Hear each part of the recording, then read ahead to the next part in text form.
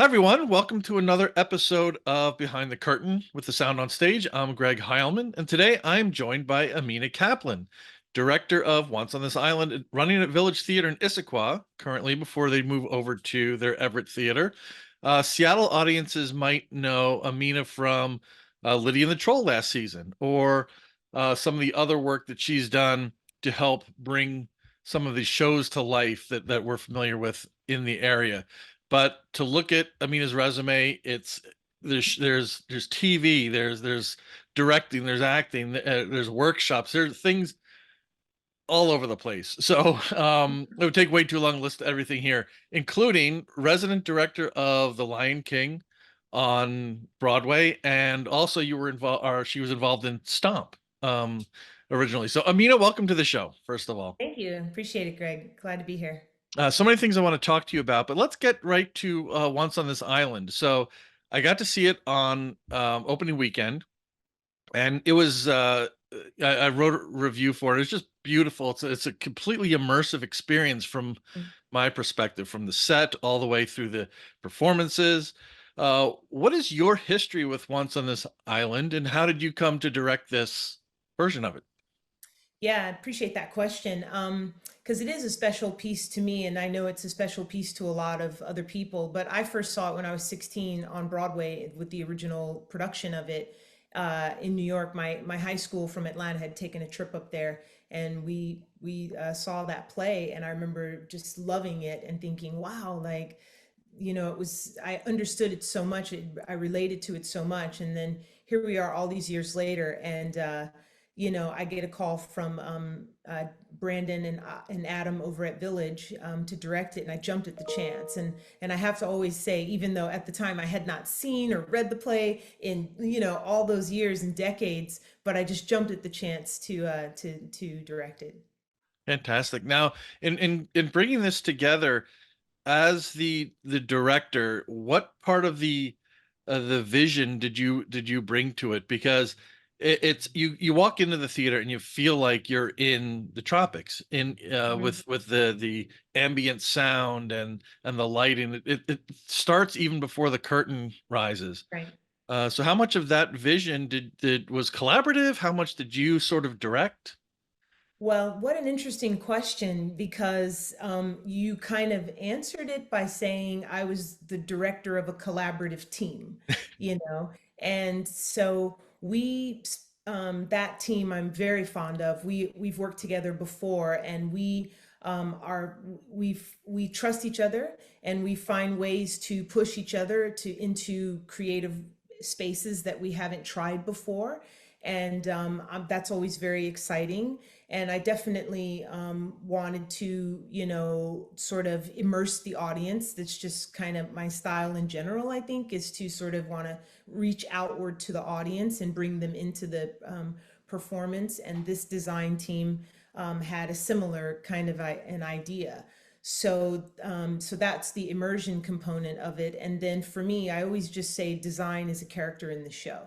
And so in this particular production, it always is a character in the show. I don't know if it's more so in this production than any other that we've worked on, but it certainly is prominent, and yeah, it's collaborative. Sure. And it comes together, and you can sort of tell that because everything works seamlessly together, lights and sound and the Mhm. set, it all and costuming. I mean, it all just seems to be part of this one living organism that is the show. So kudos to you on that and the team Yeah, I on that. appreciate that. Yeah. Now, one I always ask people who are involved in Village Theater. I've spoken with a few set designers and some other people, and Adam, the artistic director there, about working with a theater company that has two venues. So the stage is different. I've never been to the Everett. It is the Everett location, which is Hmm. on my list of things to do. But I always try to get to the shows early, and they always run Issaquah early. How do you, as a creator or a creative element of the show, make sure that the show is ready for both Right. locations? Right. Yeah, so this is where, from my position, I trust the team because my job is to sort of blue sky dream it and tell that story on the stage, and their job is to make sure that we stay on the stage and within the parameters. So I'm talking very specifically about the theater's technical directors and scenic designer, are the designer. Those two groups get together and work together to make sure that whatever we're designing in Issaquah will fit into Everett and work. I'll give you an example of what I mean, and in terms of just listening to the team. I like immersion. I wanted to put little T Moon in the house a lot more, just have her character be in the house and sort of be sort of, if the concept being that the audience were the village that had come together to soothe this child. And I was told very quickly about sight lines, just that's a great idea, but just practically sight lines. And who knows their theater better than the people who live there? And so I immediately pivoted without even hesitation because you trust your team. That's great. And yeah, and that brings me to my next question, and that is, now you don't live in Seattle, you live in Mhm. Florida. Yeah. Uh, looking through your resume here, you've directed shows around the country. How do you manage that being remote to the location? Is it, do you travel and sort of take up residence in the area where the show is being put up, and then once it opens, you head out and just kind of let your Yeah. let your bird fly into the wind? Yeah, that's really great. And it's funny that you should say let your bird fly into the wind, because I think the business model is, in terms of regional theater, which is the I guess like the structure that we're talking about right now, because that's, regional theater is what Village Theater is under, whatever that Everett Theater is under. It's the model that we're all working in and that we've grown up in. And directors, it just depends on the director's relationship to the show. So most of the shows we are hired to come in, and we will, you perform a service to the company and to the artistic directors and to everyone, the community. And then on opening night, after opening night, we get put on a plane and shipped out of there, and so we're kind of used to that as the director. I think the design team has a similar kind of schedule, because essentially regional theater is about the local community enjoying that, entertainment, as well as employment for local artists, artisans that are there. So for example, the scene shop or the technical director or the costume people or wig designers and all that, you have resident people in the city, and that's their employment. So the sort of out of town designers, we come in and we will design and, guest star, I guess, if, for lack of a better way of saying it, but we really are guests of that theater. So we're gone right after opening night. Yeah, which is and I've spoken to some directors at the local and community theater level, and it's kind of a crapshoot whether they stick around with the show after it opens, and some directors are there every night. Right, But they're all, in that case, they're all local to the right. show, so it's a lot like those crafts people that you're referring to. Yeah. Yeah, if it's my show, quote unquote, I don't even really know what that means really, because it's all such a Sure. collaborative effort in my mind. But if it's my show, like I helped create it, I'm much more likely to stick around and be at the theater because you're in development mode in a way. And so, but I definitely don't like to micromanage. I'm definitely not that director that sits in the front row and, and performs it with you. Um, well, so being in Florida, now you and I, one thing we share in common is we both work for Mhm. the Walt Disney Company. We're both cast Sure. members. How do you balance that job? And this is a challenge I have every day with my job and this full-time job that doesn't pay me anything that I'm doing here. But how do you balance that the Yeah, work? it's hard, isn't it? Sure. It's hard. So essentially, I have super supportive leaders at Disney, and when I was working on the Star Wars Galactic Star Cruiser project, we sort of had like, I wouldn't call it a deal. Maybe it was an arrangement. Maybe it was an agreement. I don't know. That all of the Star Cruiser directors, we were able to kind of go off and do other things and then come back to the ship. And I think that that had to do with how isolating the ship was and what our how intense our schedules were out there. And so call me crazy, but I just kind of kept that that tradition going when I shifted over to show director, and my leaders have been really supportive. So, and in fact, I'm half joking, but they're not just supportive of me; they're supportive of the other directors, and they are special projects, and you measure conflict of interest, and then you get approval, and then you save up vacation days, and that's Mm. probably the most important part of it, is that you're using your vacation time and to do the thing that you love. And so, and you don't get mad at yourself for not sleeping. Who needs sleep? Yeah. Um, but no, I agree with you 100% on that. I think it's having leaders that you can be honest with and say, hey, I'm working on this. And for me, it comes into the work-life balance part of it, because this hobby is part of the life of the work-life balance, but they understand what I'm doing, and are fully supportive of it, Mm. which is fantastic. Um, Yeah. I wanted you were talking about your shows and shows that you helped create. I want to go back to last season and Lydia and the Troll. This is one of the things that, and it makes sense, the work you've done at Disney with the Galactic Star Cruiser and with this, is the work you do is really immersive. And I remember thinking that from Lydia and the Troll, and you only recognize a trend after it starts to take place after. But Yeah. I remember how we were in the smaller theater at Seattle Rep, and we, there were like countdown clocks on the side walls. It just felt like you were inside this play. So Yeah. uh how so I want to get to the process of helping to co-create that, but specifically around immersion. Mhm. How did that develop in your toolkit? I'm trying to remember when it wasn't there, because I'm definitely part of the quote unquote immersive theater revolution, as it were. So the community at large, there are different ways of doing immersion. I've even been told that my work is not immersive compared to other people's work or whatever. Some people think that a LARP is the only style. The Star Cruiser was a LARP, and it was amazing for what it was. But I would always point out that, like, a LARP is, we've been doing that for years. The Renaissance Fair is a LARP.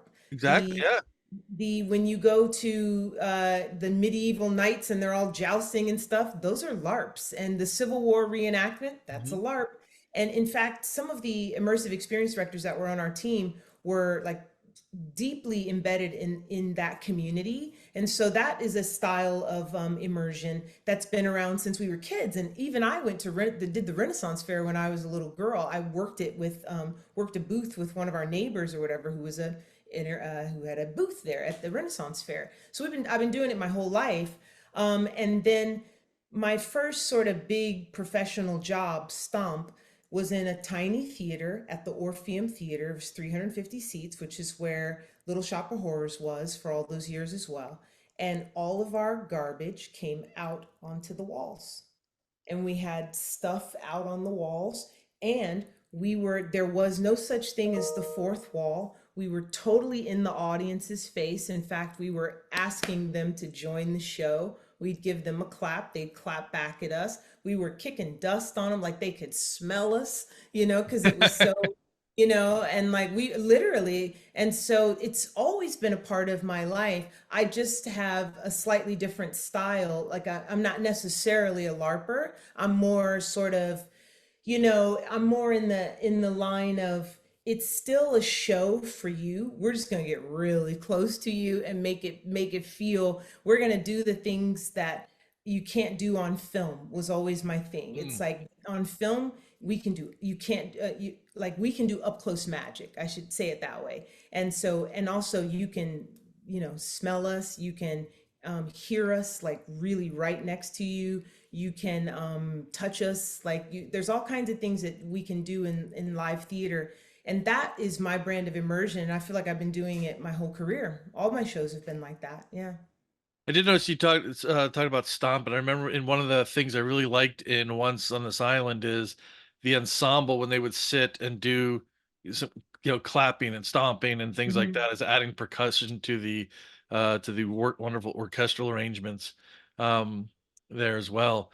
Yeah. Um, I think, and maybe you can speak to your thoughts on this, but given the current nature of entertainment coming out of COVID, people are more inclined to sit on the sofa and watch TV and stream or whichever. So we talk a lot about needing to have events to go out to rather than just a show or a play or something like that. It's got to be more of an event. Do you feel that the immersive type of theater that you develop and others like you kind of meets that need? It is a good way to get people out of the house? I do. You know, one thing that I say about like what's happening right now in terms of the theatrical climate is that like the audiences want to be a part of the story. Everybody's got a movie studio in their pocket, and everybody is a celebrity in their own right. Like whether they're a dancer or a potter or a freaking I've seen guys like pressure washing, and they have a Yeah. like just whatever, like leather workers, whatever, they're going to survive in the wilderness, like whatever you want to do. And so to me, our job as artists, we're public servants, and it is to respond to where the audiences are at. And in my opinion, yeah, they have been in immersive spaces. And it's funny to say, because the theme parks are going off. You know that we work for Disney. The parks are very, very full, and those are immersive Yep. experiences. Those are full blown sensory experiences. And when I was a kid, Six Flags, the ride line was like, just those metal bars. We Oh didn't yeah. even go to Disney when I was a kid. We went to Six Flags, and we used to swing on those metal bars, have a blast. Yep. The first time I went to Disney and was in one of those immersive ride lines, when you finally get inside to the air conditioning and all of that, and it was totally themed out to whatever ride I was on. You're on an immersive. That's it. You're at an immersive event. So audiences, in my opinion, kind of have always responded to that. Star Tours is a prime example. That it's an old school gyroscope. You're on that thing and it just kind of jumps, moves you around. There's a screen in front of you, and there's C3PO and R2D2, and it feels like we're in the thing with them. Yeah. Yeah. That is not, oh, here's another one that I used to love as a kid. Like it always kills me. Like, immersive theater has always been my favorite style of theater. The planetarium. Remember Oh, when you yes. were a kid and you would go to the planetarium, and like I haven't been in so many years, but you sit in that chair and then they would black out that sky, and then Yep. they would do a show and they would tell you what was going on in the universe that we knew right now. And you would be chilling with that audio back here in your ears. And then I seem to remember like one, they were doing something, or they would do some sort of haptics where they would shoot air at you or shoot, just certain things. And we all know that sound is a vibration that you can feel. So that kind of thing has always been what I've wanted to recreate for people in the theater. Yeah, and it's I think the more immersive, and that's I think the more immersive it is, the more, yeah, people feel a part of it. People actually then take ownership of it on their own in their own little way. Mhm. Absolutely. Yeah. So do you have anything oh, that's right. I wanted to get back to the co-creation of Lydia and the Troll. Sure. Can you speak about that? Because I just interviewed Justin Huertas, who wrote the music along with Stephen Tran for Lydia and the Troll, for his Mhm. play Lizard Boy, which is opening up at Oregon Mhm. Shakespeare in a couple of weeks. So can you talk me a little, take me back in time and talk a little bit about the process there with Lydia? Yeah, absolutely. It started with that beta series workshop of How to Break at Village Theater, which is we did that. I think I want to say back in 2018. Could be wrong, but I think 2018. And Justin had a couple of songs and a couple of scenes, or something like that, or one song and a couple scenes, or whatever it was. I think he had "Hero of the Story" written, which is Pete's big song. And then we worked on How to Break together. I think Justin was the associate music director, and he and I hit it off. And we just started working on Lydia together from the ground up, and we would just sort of he was doing all of the writing. I was definitely doing more of the sort of co-creating rather than actually pinning. And but my job would be dramaturgy, of course. Directors are helpful with that, and also world building and feasibility, and how will the show, how could it feasibly be done? You want to put a troll on the stage, do you? And like, how are we going to do that? And what is the troll, and what is it? Is it a metaphor? And like that kind of stuff, and helping with that, and helping sort of shape some of the cultural and ethnic aspects of the show, in in regards to, we needed conflict in the piece, and we were able to find that in some of the sort of cultural and ethnic things around black hair and stuff like that. So I was making contributions like that, and we just worked really good together. And then what would happen is we would sort of chat about it, and then I would say, okay, cool, you go off and write. And Justin would say, okay, cool, I'll go off and write. And then I would say, I'm going to call you in X amount of time, 4 weeks, I'll call you in 2 weeks, I'll call you in a month and a half, whatever it is. And we would do that. And we did that for a couple of years until we had a script. And then Seattle Rep was incredibly supportive of us. Braden and Elizabeth, who were there at the time, were just killer supporters of Lydia and the Troll. I felt like Braden just understood what needed to happen in terms of development for a project that was trying to go for it in terms of the technology and the way we were going to tell the story. Braden just got it, and he just supported us in workshops. So that's how we did it. Yeah, he's well, Seattle Rep in general has always had a knack for identifying shows that are layered, thought provoking, and just whether they're new works or the things they go out and bring in. It's one of my favorite places in the city to go see a show for Yeah. sure. So what is I thought about going through your list and saying, hey, what's the favorite piece of work that you've done, but I don't want to put you on the spot for that. So hard because everything's so different, Yeah, yeah. Yeah. Do you prefer working with musicals? Do you enjoy doing plays as well? I absolutely enjoy doing plays. You know what I like is new work. That's kind of where I am. And I do feel like right now for me, new work is about, again, just meeting the audience where they're at. And so a lot of that is about immersion, and it's about finding ways, frankly, to tell these amazing stories, that we've learned how to tell in traditional theater and classical theater, that we've all grown up with. Like, we learned how to tell a story in a 3 act set way.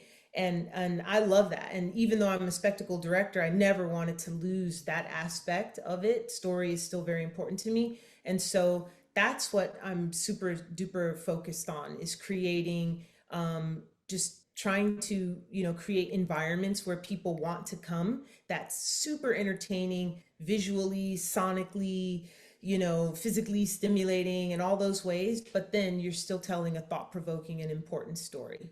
Yeah, I think at the end of the day, it always does come down to story. I mean, that's one of the things that I know Disney um, really makes sure that we focus on anything Mhm. from a PowerPoint presentation to whichever. And I try to do my reviews. I think Mhm. storytelling is at the heart of it, and the things that I know that you've been involved in do tell wonderful stories. And I appreciate um, that. so whether it's actually, before we get onto what you have next, is there a show that's not a new work that is kind of on your bucket list that you would just love to direct? um wow, that's a really good one. Okay, so this may sound kind of silly, but it's only because oh man, there's so many, but this is the one that's coming to my mind right now. It's a musical, and I just want to crack at revolting children in Matilda. I just love that number, those doggone kids. But here's the thing, that's disingenuous, because what I really want to do is just see that choreography on those kids, because there's no way I could come anywhere near that, and it's just so brilliant. Like, what the use of the kids as dancers in that show is just one of my favorite like things. And but my goodness, the list of shows that are amazing that I would love to, just be honored to kind of work on. It's just endless. But boy, is that an exciting one. That Matilda is a really fun show. Yeah, But for there's sure. a ton. There's a ton, Well, here's a question. As I was going through, I noticed like for Lion King on Broadway and for Stomp, you're listed as resident director.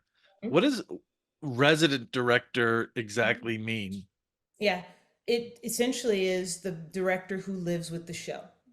That's it. Yeah, it's a system that came over from Britain. It's been in America for a while, but it's really starting to spread now. And the bigger the show is, I think, sort of the more you will see the resident director system. And it's essentially you give notes basically, and yeah, you basically sort of I guess the official title or description would be to maintain the artistic integrity of the show. So your job is just to give notes, Would you touring watch the show a lot. You would watch touring the show. companies typically have like a resident director Yeah. okay. Yeah, yeah, and that helps maintain artistic integrity. So in America, we would have the production stage manager, and that's how it used to be. That was that, so the director would be gone, maybe, I don't know, depending on the show, the director would be gone. So you'd have a stage manager there who would say, "Hey, Greg, you missed a line last night, or you're two steps off of your mark. Go ahead and get back on it, or whatever."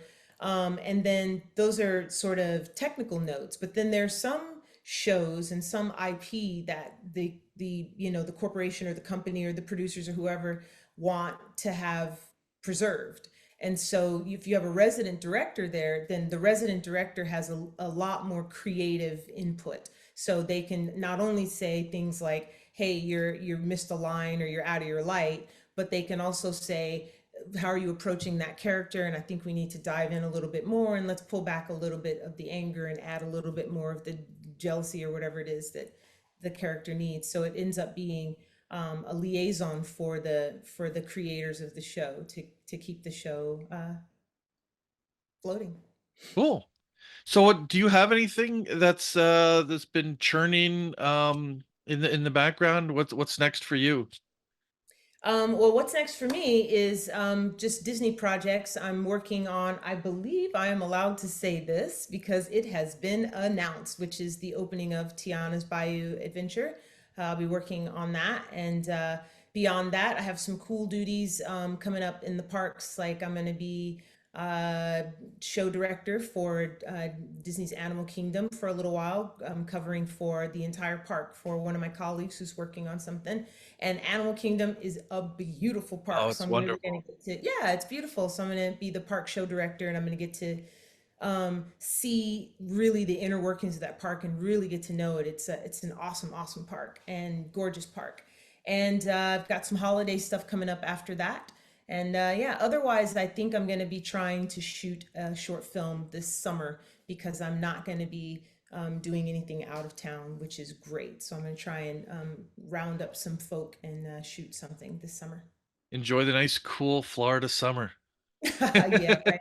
Yeah, no, I think we'll be judicious, and I'll probably do something in a studio. Honestly, Yeah. I have an indoor shoot in mind. So yeah, Well, yeah, and Tiana's Bayou Adventure, I'm looking forward to seeing how that's been reimagined from the old Splash Mountain. It'll be, I yeah, think, the whole idea of it, which in, and I know we're digressing away from Once on This Island, but um, I think in Disneyland, I mean, I think it seems like it fits perfectly because you have New Orleans Square there and Splash Mountain.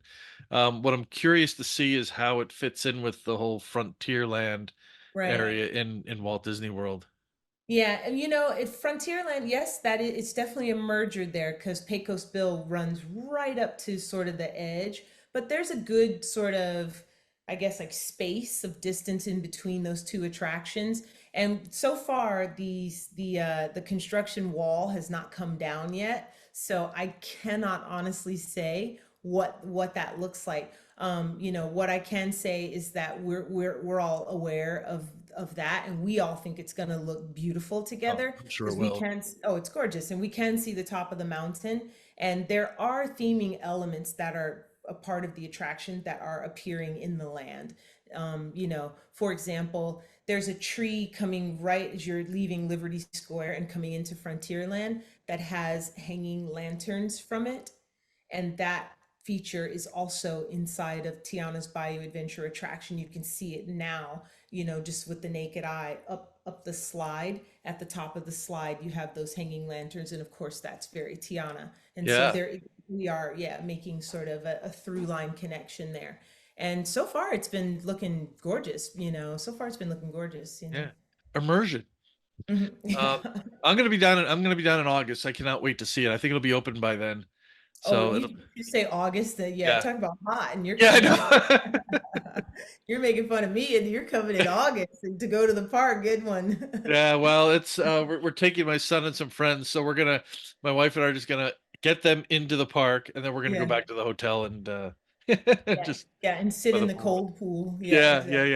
yeah. Yeah, So Ameenah Kaplan, thank you so much for taking some time to chat with me about Once on This Island, Lydia and the Troll, and a bunch of other completely unrelated things. Once on This Island runs in Issaquah from through June 16th before moving to Everett from June 22nd to July 14th. So the show is directed by you, Amina, and I think again, fantastic job. Please go out and read my review. Please go out and see the show. It's the great thing about Village. These runs are long. You've got no excuse not to go and see this show. So, awesome. uh, so once again, for all of you, this has been Behind the Curtain with the Sound on Stage. I'm Greg Heilman. Thank you for joining us here. And until next time, I will see you at the stage door.